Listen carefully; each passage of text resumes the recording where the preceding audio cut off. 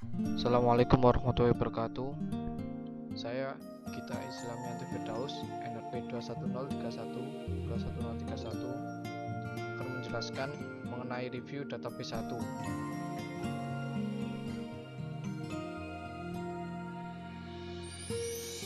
Tujuan pembelajaran pada kali ini yang pertama memahami database management system dan komponen utamanya.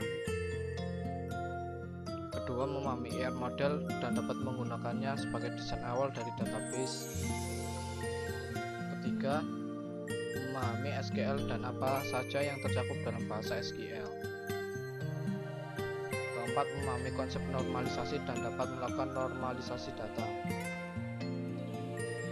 Sebelumnya, kita melihat terlebih dahulu pratinjau. Pertama, pendahuluan. Kedua, ER model. Ketiga, model relasional. Keempat, structured query language atau SQL.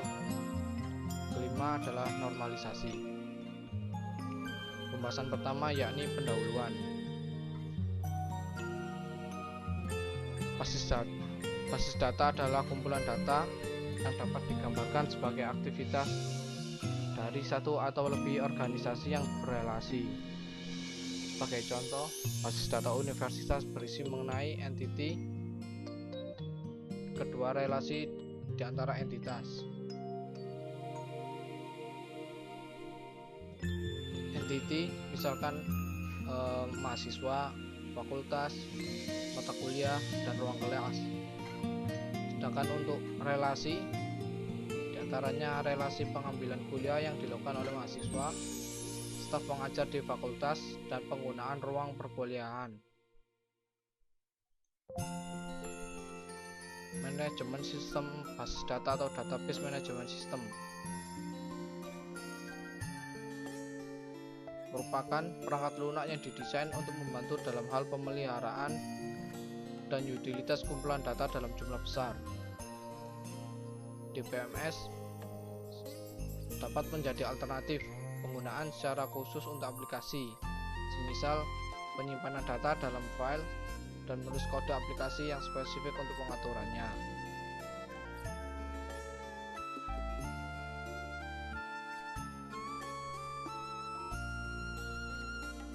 Yang kedua adalah ER model. Pada ER model, gambaran dunia nyata diistilahkan dalam objek dan relasinya. ER model biasa digunakan untuk mengembangkan inisial dari desain basis data.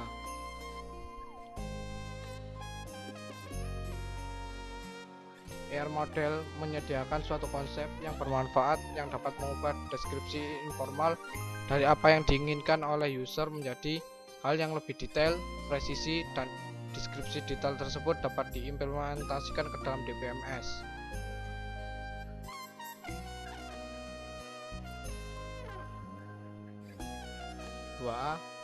Kita akan membahas entity, atribut, dan himpunan entity.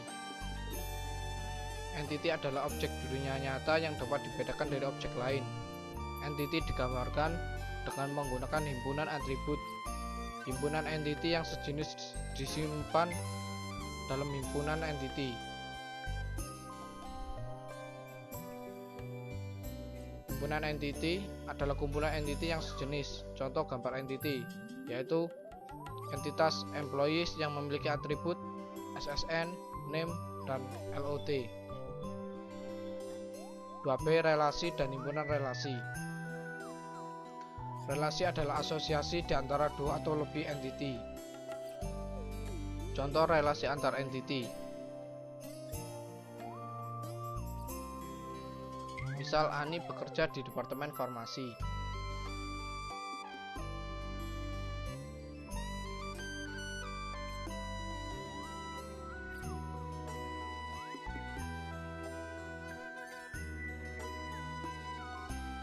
Himpunan relasi adalah himpunan dari relasi-relasi yang sejenis. Contoh himpunan relasi.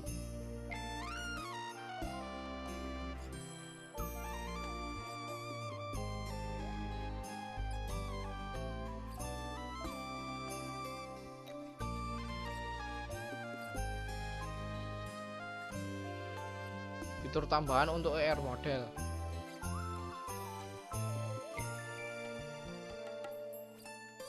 Berikut ini dibahas beberapa fitur tambahan untuk AR model.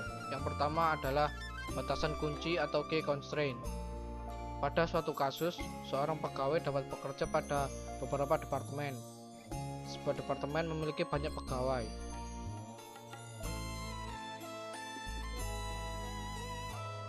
Sebaliknya, tiap departemen hanya memiliki seorang manajer yang berhubungan dengan key constraint pada manajer. Contoh,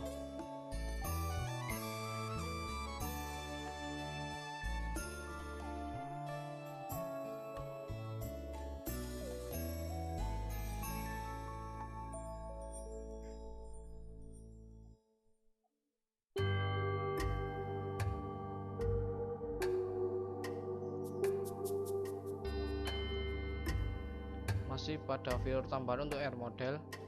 Yang kedua adalah batasan partisipasi atau participation constraint. Apakah setiap departemen memiliki seorang manajer? Jika semua departemen pasti memiliki manajer, maka partisipasi departemen dalam manajer dapat dikatakan total. Sebaliknya, jika tidak semua departemen memiliki manajer, maka partisipasinya adalah parsial. Contohnya sebagai berikut. Terdapat dua entitas, yaitu employees dan departemen.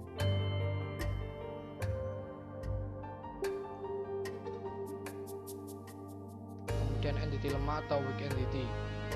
Entity lemah dapat diidentifikasi secara unik jika terdapat peran kunci utama atau primary key yang berasal dari atau dimiliki oleh entity yang lain atau owner.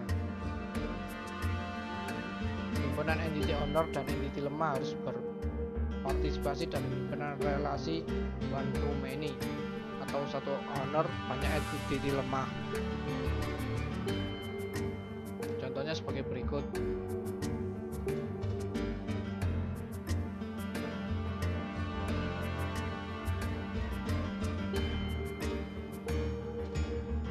Dia adalah hierarki kelas. Seperti pada C++ dan bahasa pemrograman yang lain, suatu atribut dapat diturunkan. Jika kita deklarasikan A is B, setiap entity A juga termasuk entity B. Overlap constraint. Bolehkah seorang pegawai memiliki status sebagai pegawai dengan hubungan gaji per jam, sama halnya seperti pegawai dengan perjanjian kontrak? Covering constraint. Apakah setiap entity employees juga merupakan entity? Contoh sebagai berikut.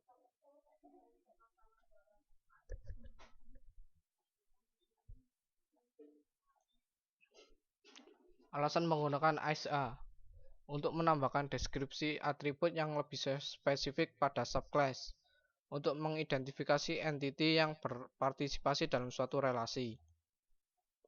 2E. Agregasi. Agregasi digunakan pada saat kita perlu memodelkan apa saja yang terlibat dalam suatu himpunan relasi. Agregasi membolehkan kita untuk memperlakukan suatu himpunan relasi sebagai himpunan entity untuk tujuan partisipasi dalam relasi yang lain. Contoh sebagai berikut.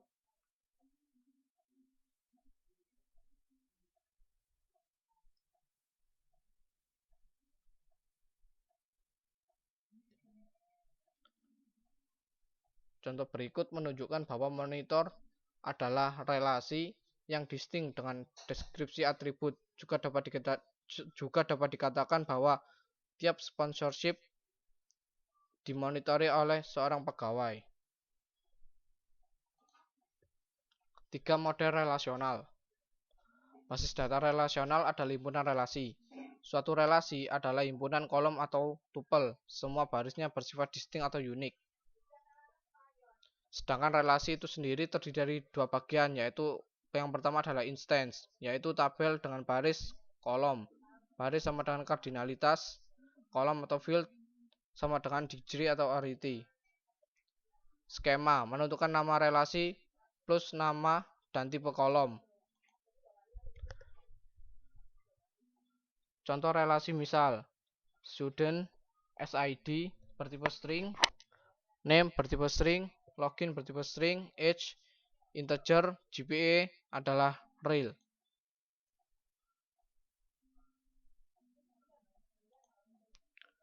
3A. Batasan integritas atau integrity constraint. kondisi yang harus bernilai benar untuk suatu instance dalam basis data. Misal batasan domain.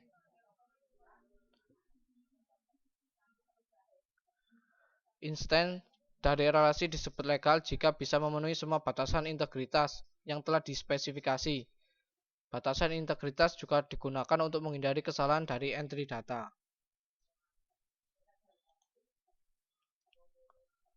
Batasan kunci primer atau primary key constraint.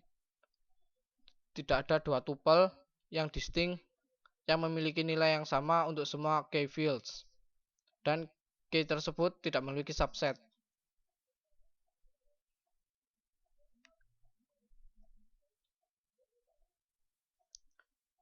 Misalkan dalam hal ini artinya key tersebut tidak memiliki subset, yaitu yang pertama pernyataan 2 salah. Bagaimana dengan super key? Jika terdapat lebih dari satu key untuk suatu relasi, maka salah satu dari key tersebut akan dipilih oleh DBA untuk menjadi primary key. Misal SID adalah key untuk relasi student.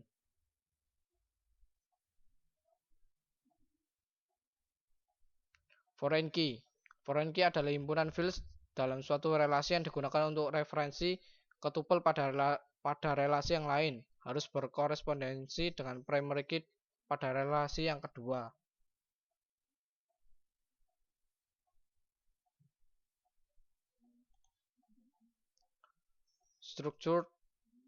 Structured Query Language atau SQL.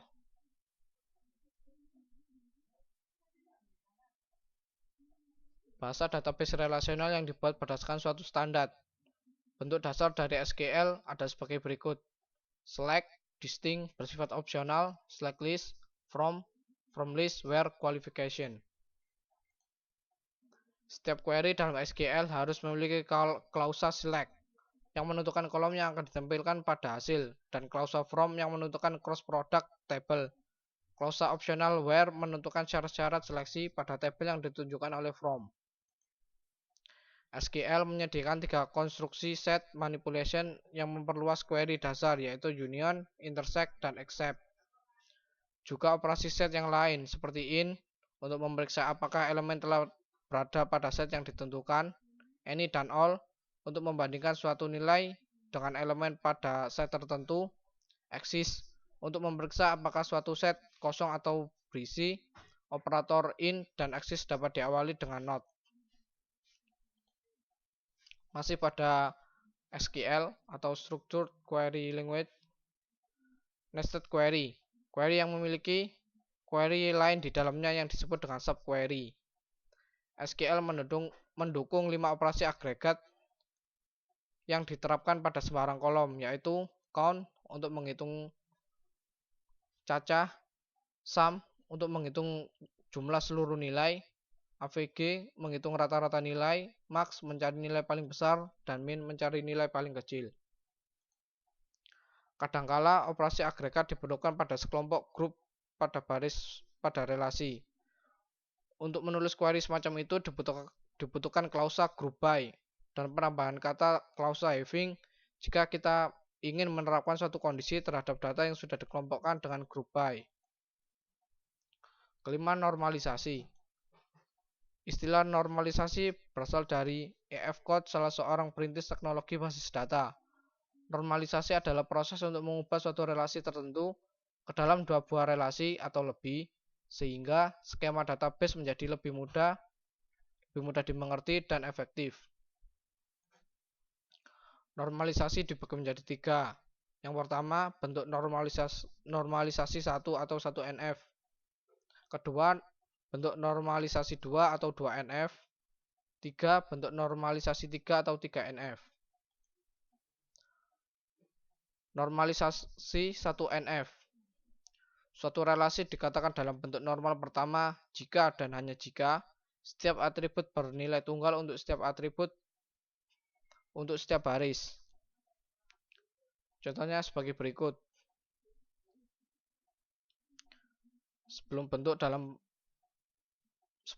normal pertama, kemudian setelah dinormalisasi, maka sebagai berikut tabelnya.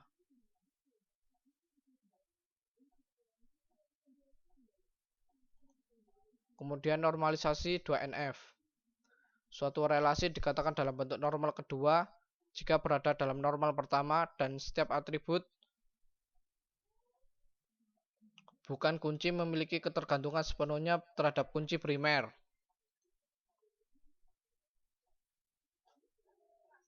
Berikut ini adalah tabel yang sudah dalam bentuk normal kedua.